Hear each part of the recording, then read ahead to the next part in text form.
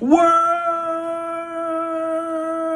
Hold on, let me sit up for this one. Drake finally responded. Shout out to Fantastic Hip Hop. I know this is a banger. Let's get it. Let's go, man. We jumping right into it. No intro needed. Cam 1111, YouTube Rookie of the Year. We jumping right into it. Happy Sunday. Happy Sunday. Yes, sir, Skate. How y'all doing out there? All-time high for him to deliver, and with this song, he definitely did just that. Absolutely. In a rap world where everyone has been moving against Drake in an all-out musical war, the pressure's been on for the OVO rapper I to agree. actually respond to the guys who he has had so You gotta much say something. You gotta acknowledge. And with this new diss track, Drake has shown that he is ready for battle as he comes firing at his rivals in full force. And you know what's so surprising, y'all? We never seen Drake in this capacity, because if you think back when he did Duppy and Charged Up and Back to Back, like, he was in different bags for all of those. This is a bag we never seen him in. Where he just, the gloves are off. Fuck all that talking. Let's get it. Let's go. Fuck him. I don't care about my image. I don't care about my likeness. I don't care about the ladies. You know what I'm saying?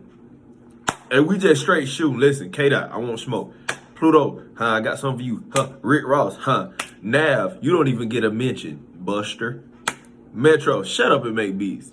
Hey, anybody who wants smoke, they can't get it. You hear me? I love it. Drake has 5 Damn, I love rap. He attempts to humiliate, with them being Kendrick Lamar, Future, Metro Boomin, The Weeknd, and Rick Ross, who of course all just dissed him on Future and Metro's album We Don't Trust You. And while Drake fired at all these artists, yes, the one he did. we seem to spend the most time coming at is Kendrick Lamar. Yeah, because it's fake beef. See, y'all gotta understand, man. Don't believe the hype. It's fake beef.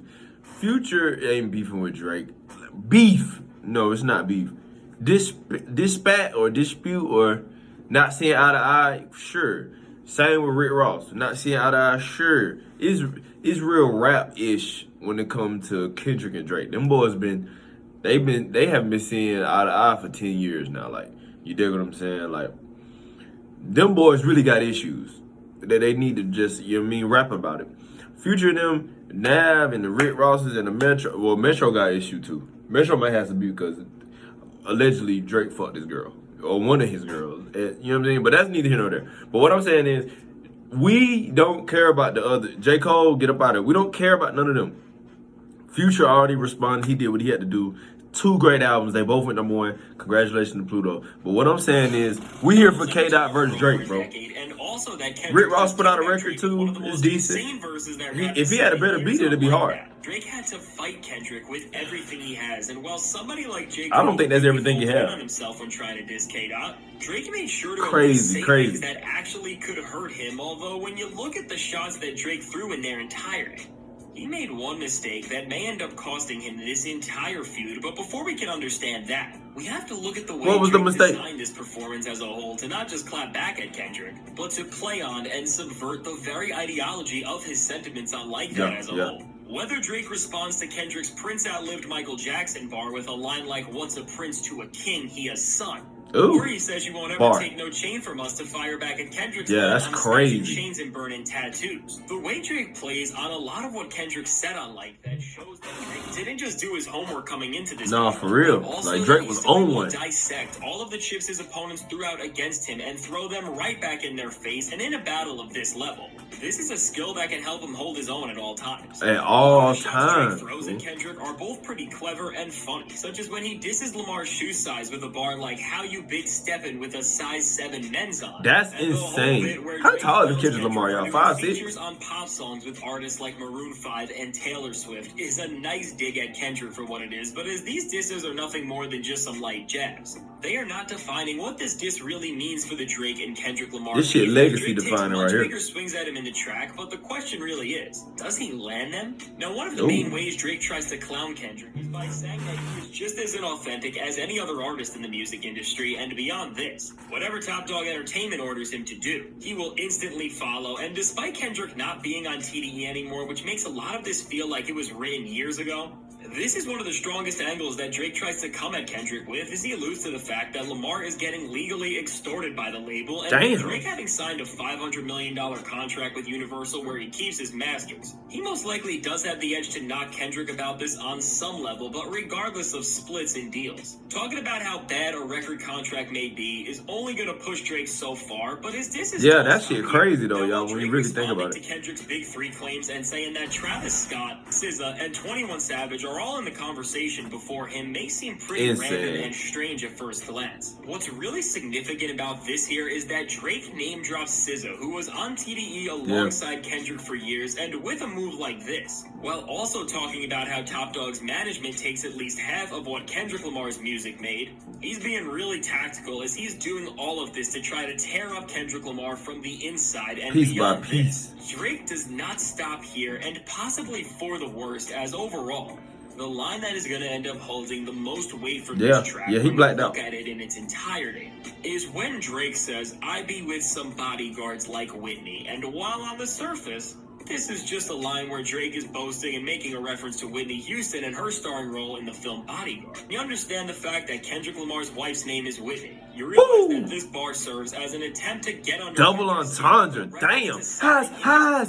Two birds with one stone. By doing this, while it may seem super diabolical and show that Drake is operating on a level where he is willing to destroy anything in any way possible. When you know all the facts, you really got to ask yourself if Drake has learned at all from his last massive feud, because after mentioning Pusha T's wife's government name on his track W Freestyle, Push came in W was a banger. The biggest L of his career with the story of Adidon, but overall, aside from this possible mistake, Drake responded back to Kendrick with about as good of a performance as he could have, as his shots were calculated, diabolical, and well-written, but with Drake relying on some of the same methods he used in his beef with Pusha T here, this could have given Kendrick all the motivation to do something truly nuclear against him. Or, hear me out, or, Drake just don't give a fuck. He don't care. He don't care about the consequences, the repercussions behind his actions. He don't give a fuck. He's so fed up with the industry, and he told you that on CLB in 2020. Yo, no friends in the industry, man. Fuck that. Like, y'all boys is fake, and I'm keeping it real out here. Through a lot of smoke at Future, Metro, The Weeknd, and Rick Ross, and out of all these artists, it seemed like even Drake was shocked that he had to diss Rick Ross. Now, despite how shocking it was for Drake to see one of his most loyal collaborators turn against him, it seemed like Drake shut down Rick Ross as he dissed him from every single angle he could have, but just a few hours after Push-Up surfaced. Ross has already fired back with the diss of his own. That was crazy. The power of competition in hip-hop, as with his back against the wall, if Rick Ross had a better beat, hold on. I gotta say, if Rick Ross had a better beat, y'all, his diss would have been solid. But just the fact that I don't like that beat at all. That beat's ass. I can't really rock with it. I'm sure Ross is rapping it. Ross is a great rapper, you know what I mean? He's cold, but with that weak ass beat, fam, I don't want to hear none of that. I ain't gonna lie. And I wish you had one of those. Just go get one of them fly beats, man, with a, you know what I mean? Them high kicks and just snares and a sample and just rap. Well, that's easy. Y'all let me know if I'm tripping with that Rick Ross diss on that tape. Insane things that actually revealed why he turned on Drake in the first place. From Ross saying how Drake's failed at running a label to questioning Drake's own credibility because of the persona he tries to portray himself through. Ross throws out some pretty solid shots at Drake, but beyond the jabs, what makes this cut insane in its own right I love it, is man. where Ross I love the says, competition. "Told you stay scheming, I predicted my fate," which is obviously That's referring a to crazy his collab cold with bar. Drake and French Montana, and with Ross's message on the song being very clear about the fact that he will always be by the side of his friends. Later in the track, we find out that he wasn't just defending any friend, but French Montana of all people, as Ross says that Drake threatened to take legal action against French to avoid having a collab of theirs on his latest project, Mac and Cheese 5, and regardless of what you think about French. This is wild for so many reasons, as beyond showing just how loyal Rick Ross is to his collaborators. We now know that Drake went as far to threaten an artist who has worked with him so closely in the past with legal action. Now, the only thing that holds this diss track back is the fact that Ross drops this insane information just by blabbing on at the end of the diss and not actually by rapping it. Yeah, that's ass. For the insane things he revealed about Drake and for taunting him with details that were placed in the track, like the clip where Drake says his favorite rapper is Rick Ross. While he won't definitely get the fanfare that Drake has gotten, it's clear that Ross and Drake are going to have even more back and forths if either of them wants to walk walk out as the clear winner against one another. Now, right behind Kendrick, the rapper who Drake comes at the most here is Future, and as Future has had some of the most successful moments of his career while working with Drake, Drake had a much stronger angle to enter the ring against him with, as he immediately comes at Future on this track, talking about how he gave him his first #1 song, and throughout the rest of the cut, he taunts both Future and Metro, saying that they are seemingly obsessed with him, and while not the craziest line technically, Drake telling Metro to be quiet and make some that's it. That's a crazy part. That's a crazy line. It is definitely going to stick in people's heads all the way to the point where Set Future your and ass Metro up. will have to respond, otherwise it will seem like they already lost. Now, after over a decade of tension, another artist who got some shots thrown his Wait. I can't let you just let that slide. Future and Metro already did what they had to do. They made 2 albums shitting on him. Dead ass shitting on his character, his integrity as a man, his well-being, his culture. They already came to him, and Drake is responding to them now. Would I think they respond? No, I don't. Honestly, would I think Future will respond back? No, because again, like I keep telling y'all, Future and Drake it's not real beef. Like, it's on some rap shit. You know what I mean? Some superstar shit. Like, all they gotta do is get on a private jet and 1-on-1 or 2-on-1, or Drake have his team, they got his team, they team, and they on a private jet. All they gotta do is talk this shit out, man. They ain't beefing over shit, bro. Now Metro and Drake, that's a whole separate beef. But I'm just talking about Future and Drake. That's my main focus here.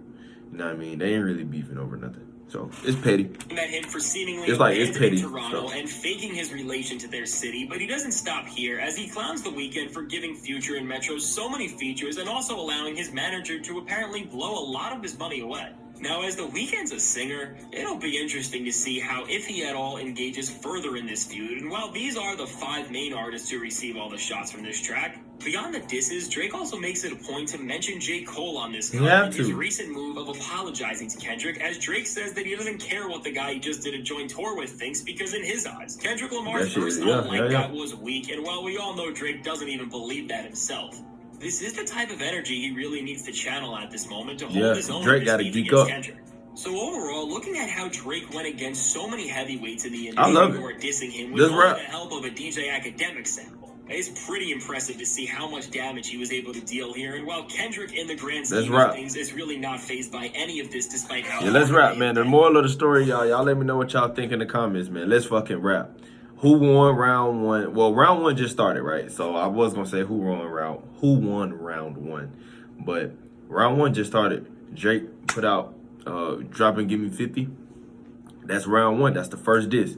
Now we waiting on Kendrick to respond. Rick Ross already responded. We waiting on Future. If Future want to respond, we waiting on The Weeknd. If The Weeknd want to drop, we waiting. So y'all let me know what y'all think in the comments. Weigh in the comments. Make sure you like, share, subscribe if you're new. I'm signing out, y'all. Love.